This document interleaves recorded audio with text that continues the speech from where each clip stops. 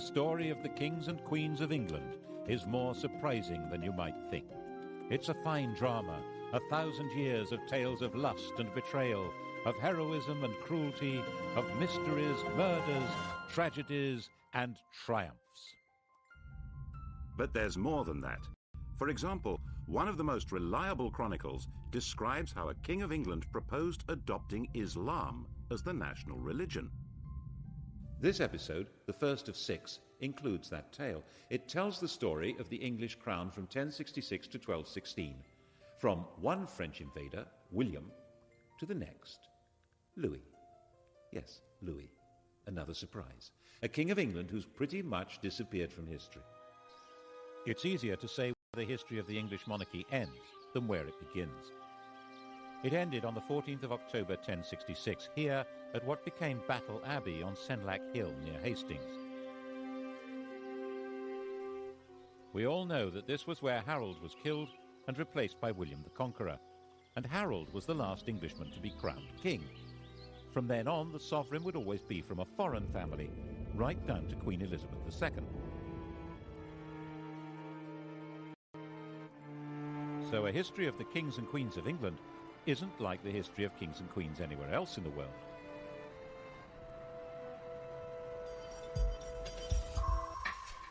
What happened here on that October day started a completely new history, which is why it's the one date in history that everybody knows. 1066.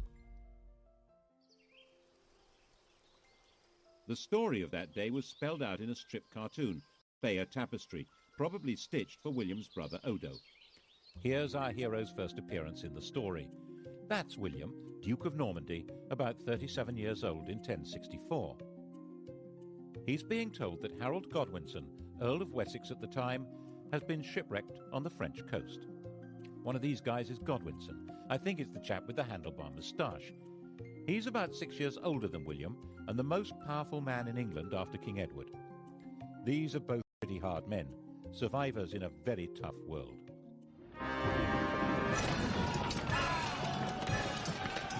William spent his whole life fighting for survival and was good at it. By the time he was 20, he'd established complete control over Normandy. From then on, he was fighting to hang on to what he had. He got Harold to help him in one of those battles, capturing Mont Saint-Michel, becoming the next King of England. Which, as the tapestry very clearly shows, is not what happened.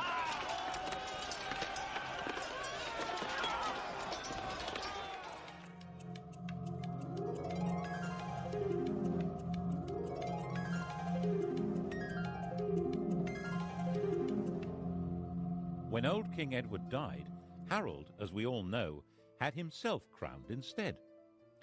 Actually, to be a bit more precise, he had himself elected king. The crown of England in those days was not inherited, but awarded. In William's view, this had all gone very badly wrong, so he set about putting it right. The Norwegian ruler, Harald Hardrada, took a similar view.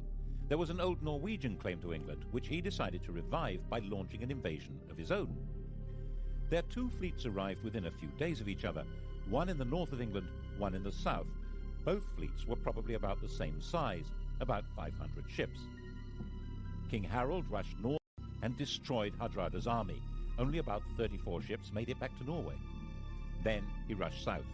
And this time, of course, he failed to pull it off. We don't know for sure that the man with the arrow in his eye is Harold, but he certainly died at the battle. He and his axe-wielding, spear-carrying army of Danish and Anglo-Saxon noblemen were simply swept away. In their place were the new rulers of England, Normans on horseback. William was their master, master of the country. He owned it.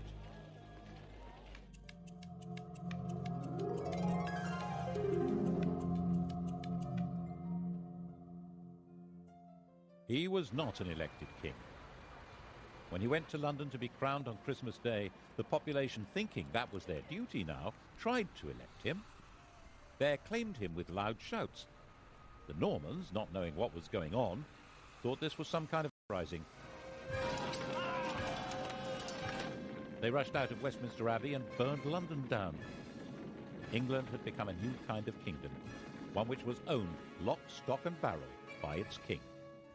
The story we're telling through this series, the story of 1,000 years of English history, is the story of this alien conqueror and his successors to the throne. It's the story of how they changed England and changed with it, eventually turning into puppet rulers, symbols of power they cannot wield, and how in that transformation they survived through tides of revolution and republicanism, so that today, while they're not quite the only surviving royals in Europe, they alone still lay claim to majesty. Now, how did that happen? William's reign is really the story of a warrior lord taking all power into his hands. He confiscated all the privately owned land in the country. Its new occupiers were tenants of the king, bound to him. People of the north of England, with their Viking capital at York, were much more bound to Scandinavia than to Normandy. They refused to submit. He punished them by destroying all animals and all crops between York and Durham. According to the chronicles, he celebrated Christmas 1070 in the ruins of York.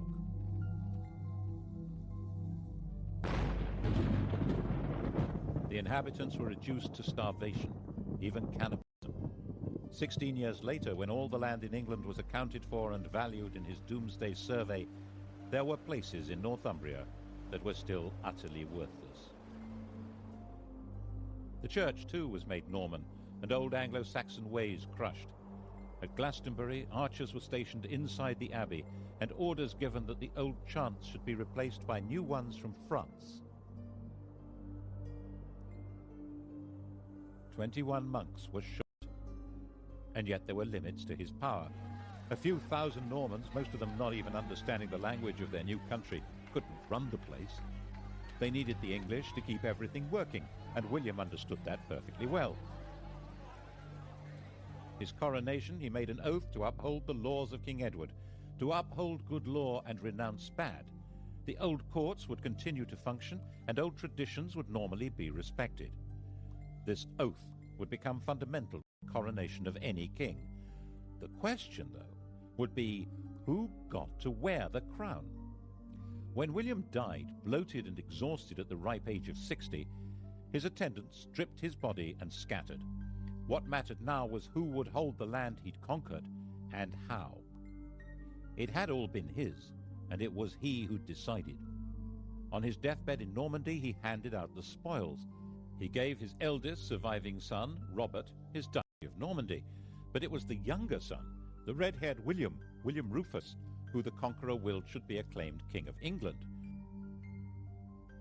And the youngest, Henry, was told he would have to be content with £5,000. But Henry was his father's son.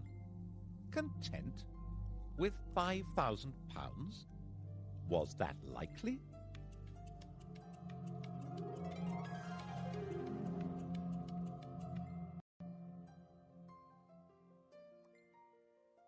The key to the plotting that followed was that, of course, none of the brothers was content. Henry stirred the brew of resentment that made Robert try to take the kingdom of England from William, and aids weakening them both. Eventually Robert, tiring of the whole struggle, decided it would be more satisfying to fight Saracens than his brothers, and went off on crusade. William was now secure and powerful, and Henry changed his policy. He was now William Rufus's very best friend. The Bishop of Lincoln later said that when Henry praised anyone, he was sure to be plotting that person's destruction. It does seem as though Henry concentrated on quietly stirring up discontent among churchmen and barons in England, which was not hard, as William Rufus needed their money and had little to offer in return, except to give to some what he'd taken from others. And besides, William Rufus wasn't their kind of chap. He didn't marry, he had no children, and as one chronicle puts it, all things that are loathsome to God and to earnest men were customary in this land in his time. And therefore he was loathsome to well nigh all his people, and abominable to God. Which is, of course, homophobic chronicle speak for being gay. On the 2nd of August, in the year 1100, both William and Henry were hunting separately in the New Forest. It was the last day of William Rufus's life. No one knows who fired the arrow that ended the reign of William Rufus. His companion Tyrrell immediately fled, and disappeared abroad. William's body was abandoned where it lay, at a spot still marked by this stone. The next day, local peasants took it in a cart to Winchester. Henry had arrived before them. Winchester was where the royal treasure was kept. He demanded the treasury keys from the guards. They refused to hand them over, saying that Robert, his elder brother, was the rightful heir. Henry drew his sword and declared that no one should stand between him and his father's scepter. Resistance collapsed, and when the peasants arrived with their cart, the lords of England were busy electing Henry as their king, the first elected ruler of England since Harold Godwinson.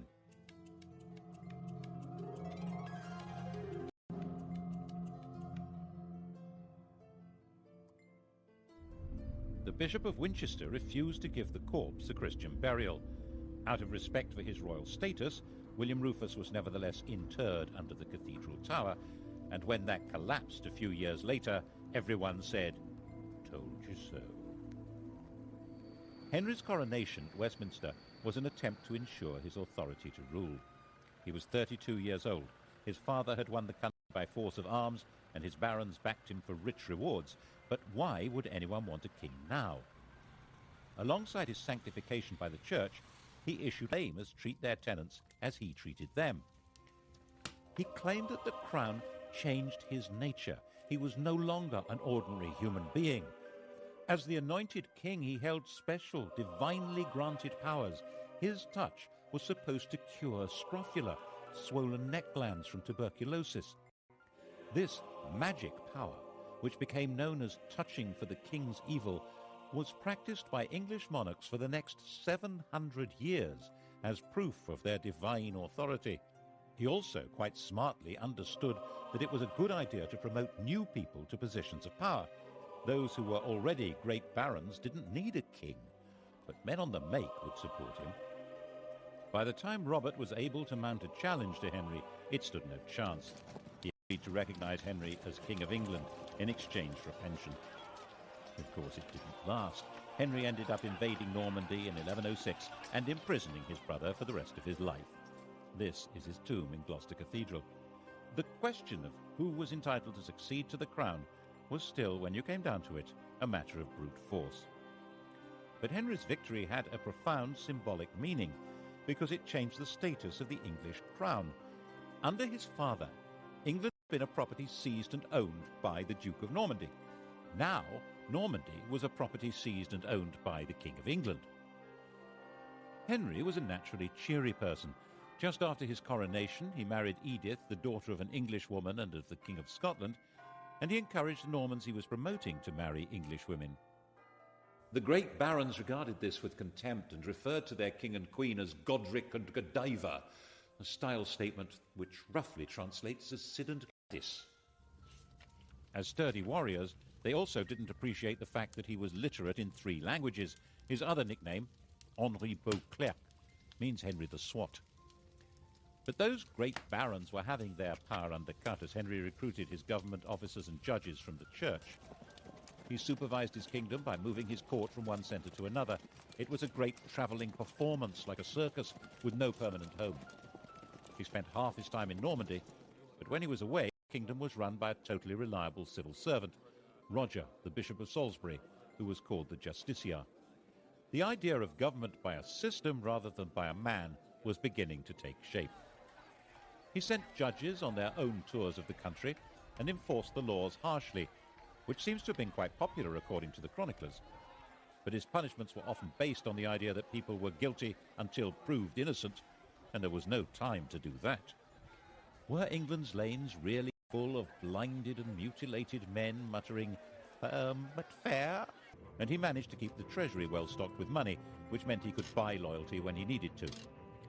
The key to this was his system for checking his income. Twice a year, sheriffs and royal officials from all over England had to bring their money to be counted by being shunted around in piles on a checkered cloth like a chessboard. Checked. It was called the Exchequer. The system worked so well that the cabinet minister in charge of the nation's finances is still called the Chancellor of the Exchequer, and we still use paper chitties called cheques. By a combination of force and diplomacy, he controlled and to some extent colonised Wales. Relations with Scotland were fine. 3 of his wife's brothers became kings there. England was becoming a peaceful, stable and successful kingdom. Henry sent his young daughter Matilda to Germany to marry the Holy Roman Emperor, and in 1116 he held a great assembly at Salisbury where all the barons, nobles and bishops swore homage to his son William as his successor to the crown. In 1120, young William was a star, an enthusiastic warrior, a keen huntsman and the heir apparent. He'd been in Normandy with his father fighting the King of France, and the whole party was returning to England. William and his pals were travelling in a brand new ship, the White Ship. They were the 12th century English jet set, the millionaire knightly lads who were heirs to most of England and Normandy. Once they got on the ship, there was a terrific party. Alcohol was taken, and how? Soon it became really rowdy. The Hooray Henrys yelling at one another and throwing off a bunch of priests who'd come to bless the voyage. William's cousin, Stephen of Blois, had an upset stomach and he felt he needed a bit of peace and quiet, so he decided to go ashore and take a later ship. By the time they got to sea, it was already dark and the other ships were way ahead. The wind was light. William decided to catch up with the king and ordered the chaps to start rowing. The master was as drunk as anyone else, so they began to speed into the dark, 50 oars pushing this state-of-the-art longboat at a terrific lick. That was when they sailed straight into a rock and smashed the ship open.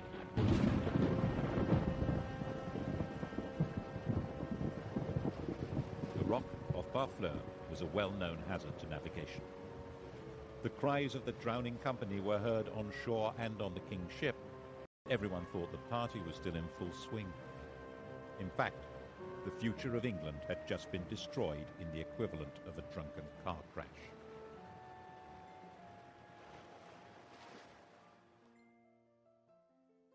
It's said that Henry never smiled again. You can see why. 6 years after the fatal crash, not knowing what else to do, Henry obliged the barons, nobles and bishops of England to swear fealty to his daughter Matilda as his successor. No woman had ever ruled in her own right in either England or Normandy. Her husband, the Emperor, was dead, but for strategic reasons he had Matilda marry the son of the Count of Anjou. This was not a family with a power base in England. Henry's sleep was filled with nightmares of peasants and barons complaining that he'd failed them all. And then Henry went and died of a surfeit of lampreys. How does that happen? A lamprey is a parasitic fish that looks as if it belongs in a bush tucker trial. Henry loved them. His doctor had put him on a diet that involved not eating lampreys, and he got a fever and died after ignoring the advice.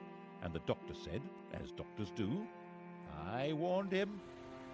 By the time Henry died in 1135, it was all falling apart. He was 67 years old, and he'd gone a long way towards defining the job of a King of England. But the fundamental problem, who was entitled to that job, had still not been solved.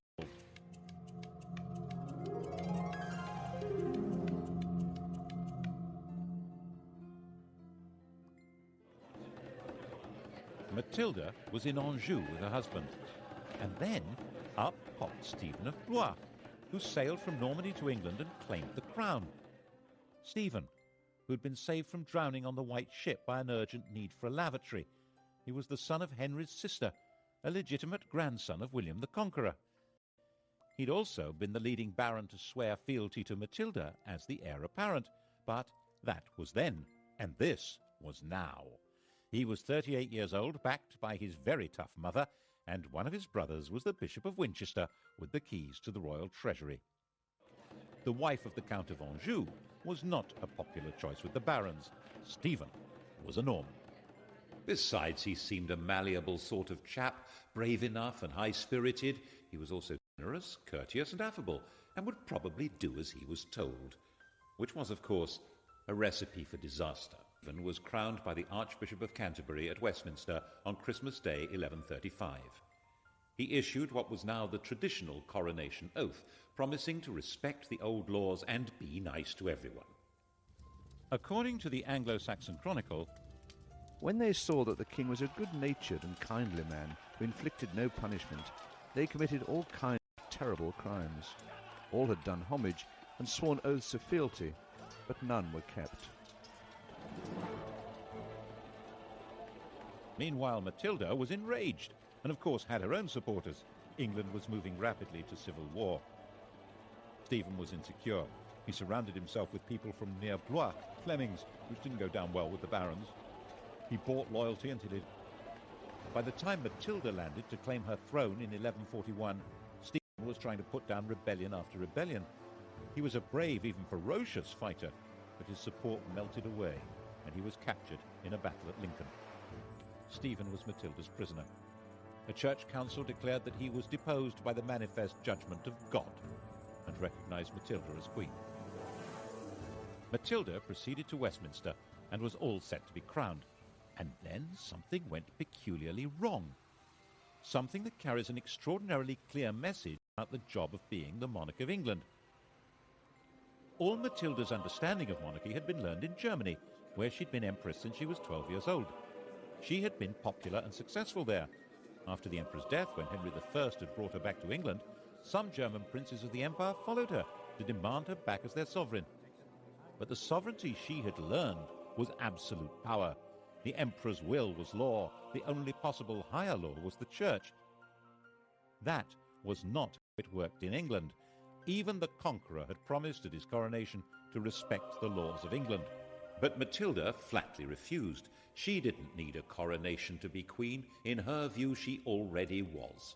She behaved imperiously, which might mean magnificently in German, but meant intolerably in English.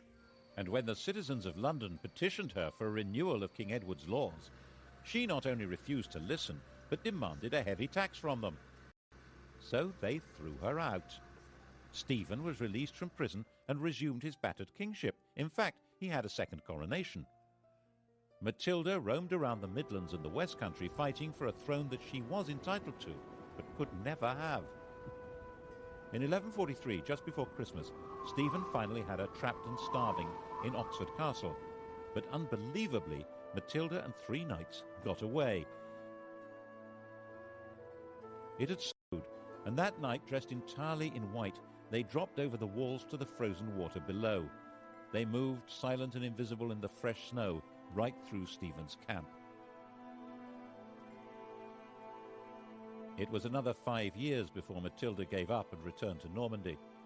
But she simply handed the torch to her son Henry, who came to England when he was 16 to carry on the struggle. And so the fighting went on, year after year. The country was in effect without law and without government. As the Anglo-Saxon Chronicle said, Castles were filled with devils and evil men. Christ and all his saints were asleep. Stephen naturally intended his own son Eustace to succeed him, but in 1153 both Eustace and Enough. At the end of the year, Stephen and Henry rode together into London. There the king proclaimed a new foundation for the kingdom. Henry was now his own adopted son and would be his successor as King of England. Although Stephen would remain king for life, Henry would take over the government immediately.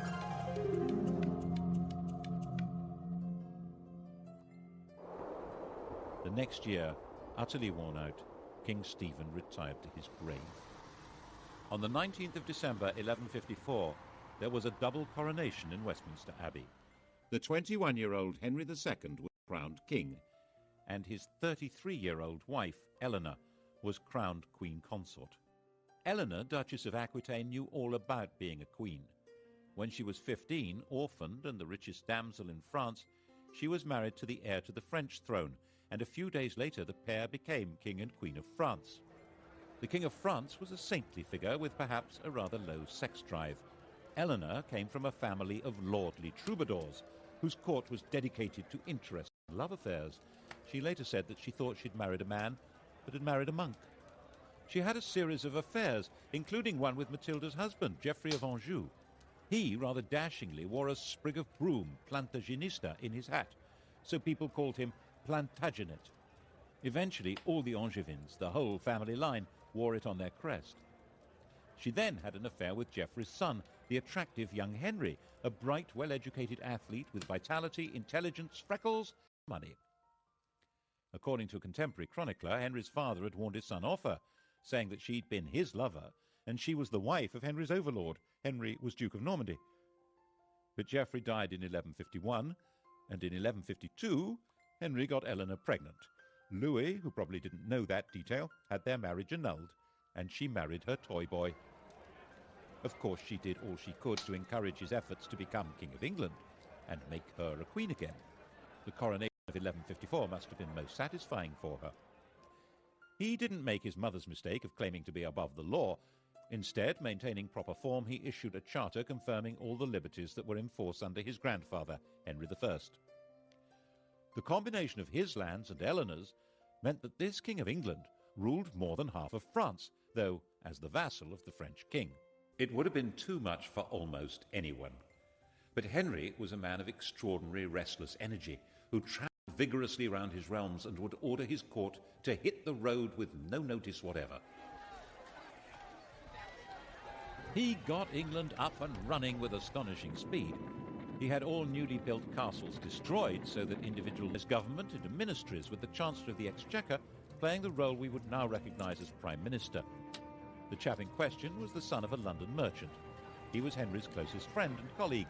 They joked and drank together, and he lived as the greatest lord in the country, Thomas Becket. Between them, they reformed the currency, finance, government, and began the changes in the judicial system that would lead to the system of trial by jury. England was beginning to develop a commercial life.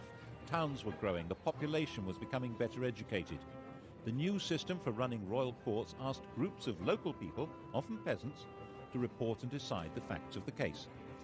The system that had worked for the conqueror, allowing the people to run their own country, was at the heart of Henry's way of getting everything up and running again. Perhaps that was why he needed a Londoner at the heart of his government. The next stage in his reforms was to reduce the power of the church, which had become the only functioning judicial institution during the chaos of Stephen's wars. Anyone accused of a crime who could read a line of Latin was deemed to be a churchman. That made them immune from the royal court. They could only be judged and punished by the church. Of course, the church wouldn't agree to give up its privileges, so when the Archbishop of Canterbury died in 1162, it seemed a smart idea to install Thomas as the new archbishop. Then he would deliver the church to Henry. Actually, it seemed a pretty terrible idea to Matilda, who warned Henry not to do it. What did his mother know? Look what a mess she'd made of things. Eleanor was also against it, and she hadn't made a mess of anything. She'd been a very competent regent when Henry had been abroad, and must have seen what Henry had not seen, that Thomas Becket's driving force was not loyalty to Henry. Oh, surely not. She was just jealous that Henry spent more time with Thomas than with her. Henry was sure it was a really good idea. Of course, it was a really bad idea. Why did Becket become fanatically committed to the church as soon as he got the job? Why did he wear Hessian underwear with lice and lash his body? Why did he oppose the king's plans more fiercely than any other bishop? He ended up excommunicating the bishops of London and Salisbury and sacking the Archbishop of York for not opposing the king. He'd already acquired all the earthly power and wealth possible. Now he had a bigger ambition. He was arguing that the church must rule everyone, including the king. This was especially dangerous as Becket was hugely popular.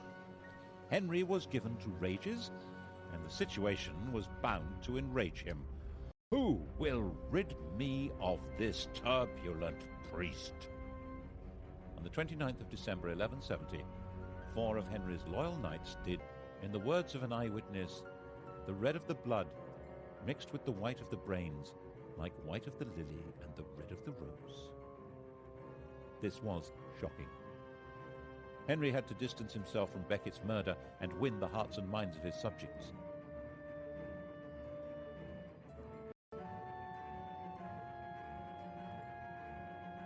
Becket was immediately the most popular martyr in the country.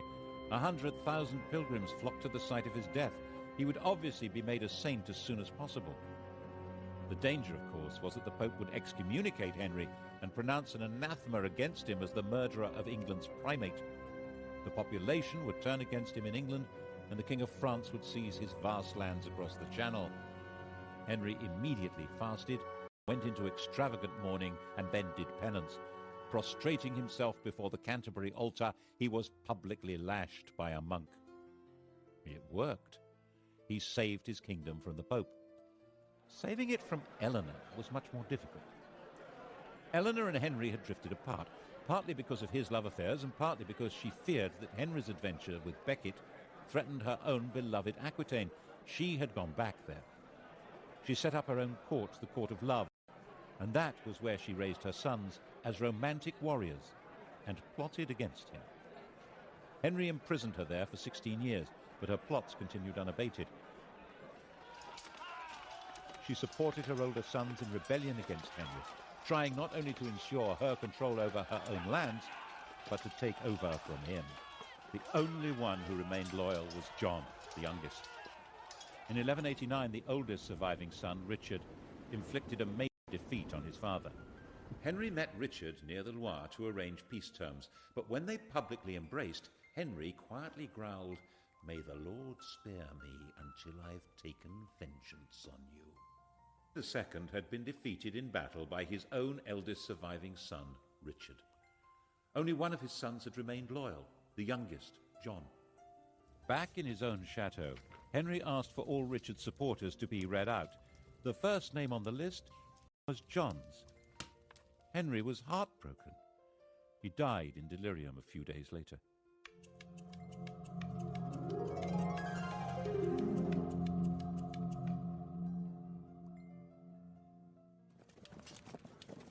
Eleanor's imprisonment was over. Henry had recognized Richard as his heir, and Richard intended Eleanor to rule England. He had more important things to do. Crusade.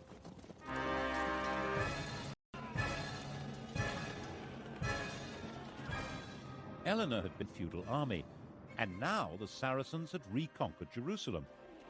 Richard the Romantic, Richard the Lionheart, was a totally fearless warrior whose whole upbringing had been based on Eleanor's idea of chivalry. Poet and swordsman, Christian knight and tournament hero, a handsome and dashing leader of armies, Richard tried to live out the fantasy life of one of the heroes of Arthurian literature from the stories told and sung in the Court of Love. He came to London for his coronation, but only so that he could collect the funds to pay for his great crusade to recover Jerusalem from Saladin. He went off on his crusade, declaring that he would sell London if he could find a buyer. The crusade itself, the Third Crusade, was a sequence of great heroic and daring actions that completely failed to conquer Jerusalem, associated with bursts of extreme brutality. Saladin quite rightly pointed out that while Richard might be able to get an army into the city, if he wanted to hold on to it, he would have to spend the rest of his life there.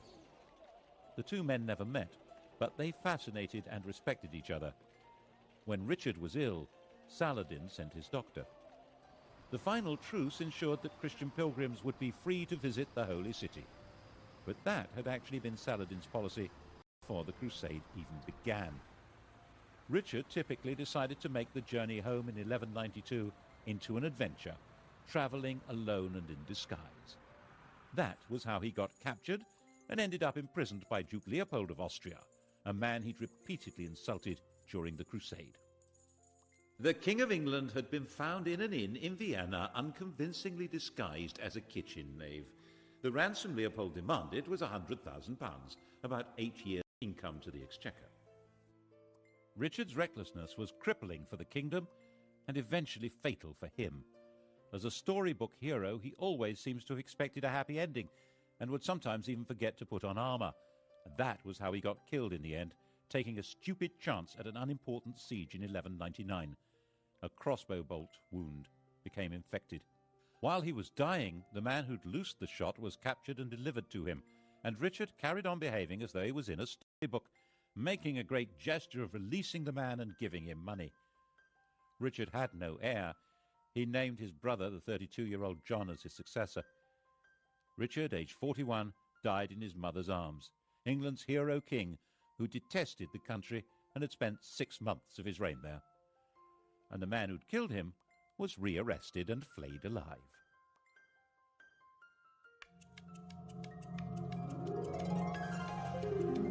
Brother John was never meant to be king. His father had called him John Lackland because there was originally no part of the huge Angevin Empire left for him. And the three problems that lurked at the core of monarchy in England now became crises. How did succession work? What was the balance between the king and the church? And what legal limits existed on royal power, especially when it came to taxes? To begin with, was he really Richard's proper successor?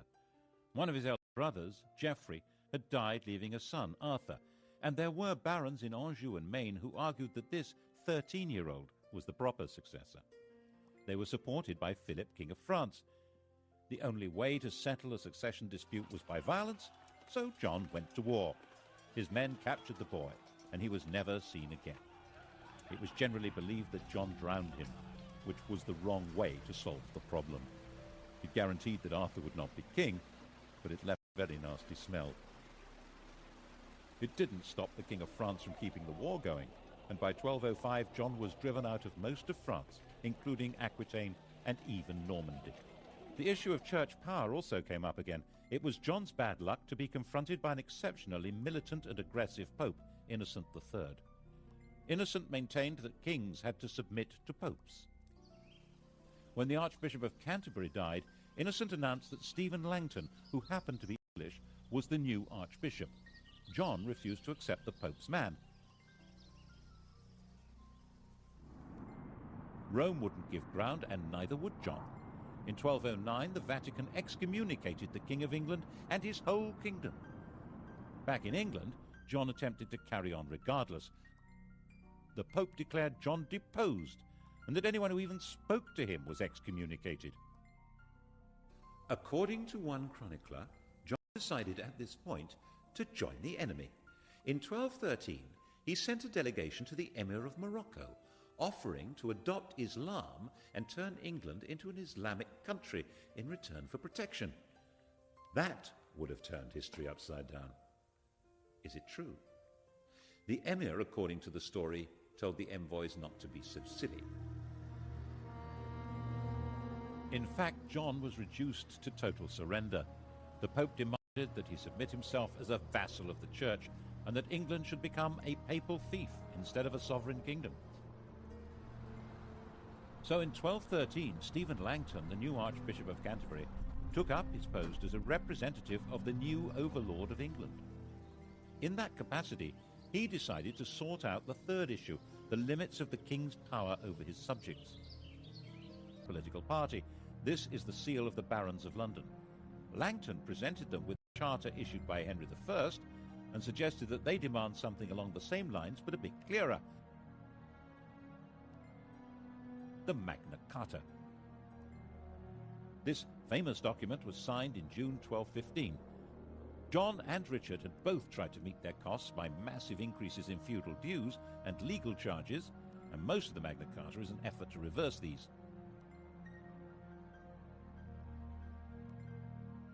But there are also other clauses that show that Langton and the barons thought that laws must bind the king himself as well as everyone else. There was a notion of proper kingship in England, and the Magna Carta tried to spell out what that meant. If Langton had not been an Englishman, the Magna Carta would probably have looked very different. And it was certainly incomprehensible to Pope Innocent, who saw it as a baffling and immoral limitation on the absolute power of the feudal Lord of England, who was, of course, himself. So Innocent issued a papal bull excommunicating anyone who stood by or tried to carry out Magna Carta, and Stephen Langton found himself suspended from his job and recalled to Rome. And John marched through England at the head of an army composed largely of foreign troops, crushing the barons and destroying their property. And that's why the barons went to France and got a new king of their own, Louis, the son of the King of France.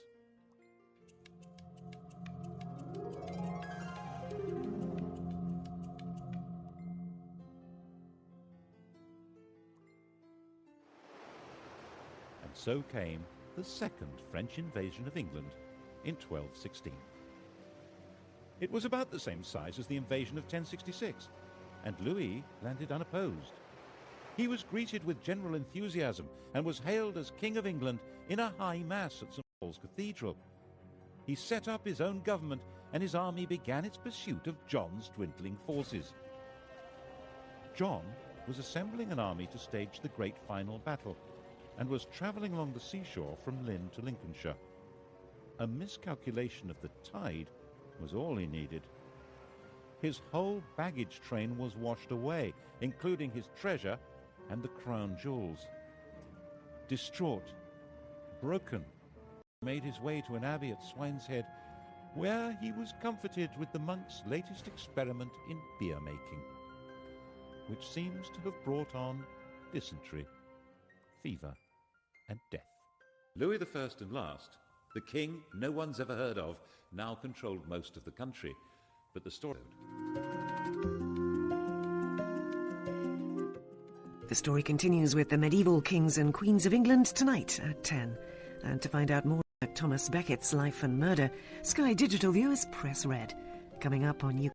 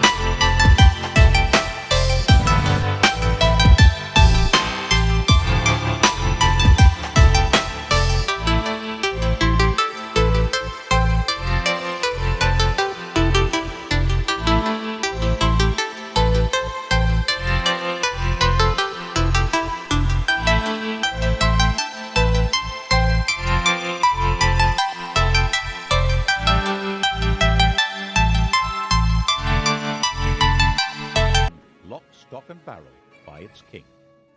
The story we're telling through this series, the story of 1,000 years of English history, is the story of this alien conqueror and his successors to the throne.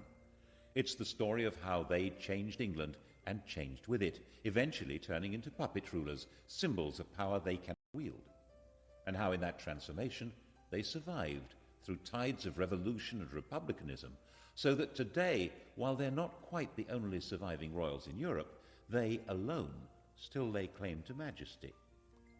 Now, how did that happen? William's reign is really the story of a warrior lord taking all power into his hands. He confiscated all the privately owned land in the country. Its new occupiers were tenants of the king, bound to him. People of the north of England, with their Viking capital at York, were much more bound to Scandinavia than to Normandy. They refused to submit. He punished them by destroying all animals and all crops between York and Durham. According to the chronicles, he celebrated Christmas 1070 in the ruins of York.